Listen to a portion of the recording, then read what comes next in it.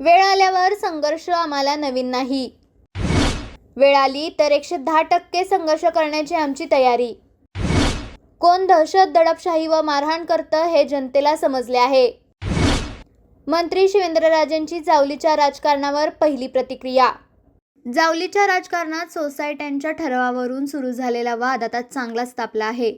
शशिकांत शिंदे गटाकडून कार्यकर्त्यांना लक्ष्य केल्याचा आरोप करत सार्वजनिक बांधकाम मंत्री शिवेंद्रसिंहराजे भोसले यांनी थेट इशारा दिला आहे.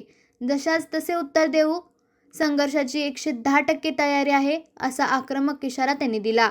त्यामुळे जावलीतील राजकीय वातावरण आणखीन तापण्याची शक्यता असून शिवेंद्रसिंहराजेंच्या या वक्तव्यावर शशिकांत शिंदे गट काय प्रत्युत्तर देतोय याकडे आता सर्वांचे लक्ष लागले आहे. नाही बघा, माझी भूमिका ही होती की त्या गावानं ठराव त्यांच्या विचारानं सोसायट्यांचे करून द्या.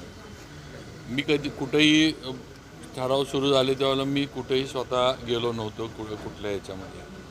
पण आमच्या आरडे, वरोशी आणि 3 सोसायटींमध्ये शशिकांत शिंदे साहेबांच्या लोकांनी तिथली आमची माणसं पळवण्याचा प्रयत्न केला. आम्ही तो हाणून पाडला, अगदी स्पष्ट. त्यांनी केलेला प्रयत्न आम्ही हाणून पाडला. आमचे विचाराचे ठराव त्या ठिकाणी जे होते ते झाले. आणि त्याच्यानंतर आखाडे विकास सोसायटीचा ठराव ज्यावेळेला होणार होता त्यावेळेलासुद्धा उगाच वातावरण तंग करण्याचं हे झालं. आता ज्याप्रमाणे मी तिथं शेवटी माझे कार्यकर्ते आहेत, आता माझ्या कार्यकर्त्यांना किंवा जे माझ्याबरोबर काम करत आहेत त्यांच्या ह्याला जर कुठं दहशत आणि दमदाटी आणि शेजारचं गाव मोठं असल्यामुळं हुमगाव तिथनं येऊन दादागिरी होणार असली तर शेवटी मी माझ्या कार्यकर्त्यांसाठी रस्त्यावर उतरण्याची वेळ आली तर मी ती भूमिका घेतली पाहिजे. आणि मी घेतली. मी तिथं गेलो, आमच्या विचाराचा ठराव झाला आणि तिथं विषय सगळे संपले होते. कारण लोकशाहीतला विषय त्याच्याकडे मेजॉरिटी होती, त्याचा ठराव झाला, विषय संपले होते. आता त्याच्यानंतर ज्या मुलाच्या आईचा ठराव झाला त्याला झालेली मारहाण, हे आता मग कोण दहशत करते, कोण दडपशाही करते, कोण दमदाट्या करते हे कळालेलं आहे.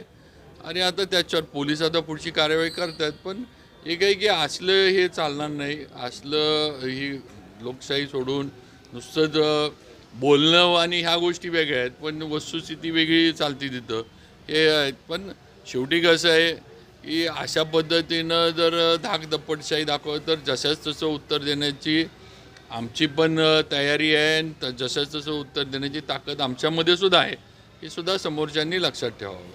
कार्यकर्त्यांवर आणि यांच्यावर जर अन्याय किंवा त्यांना जर असं मारहाण होत असली तर वेळ आल्यावर संघर्ष कुणाला नवीन नाही आहे. सगळे संघर्षातनंच उभे राहिलेले नेतृत्व आहेत. आम्ही काय अलगद काय, मला पण काय कुठं काय अलगद मिळालं असं नाही. मी पण संघर्षातनंच इथपर्यंत आलो आहे आणि वेळ आली तर संघर्ष करण्याची 110% आमची तयारी आहे. आपल्या तालुक्यातील जिल्ह्यातील बातम्या सर्वप्रथम पाहण्यासाठी आजच सातारा न्यूजला YouTube चॅनलवर सबस्क्राईब करा, लाईक करा, शेअर करा आणि बेल आयकॉन प्रेस करायला विसरू नका.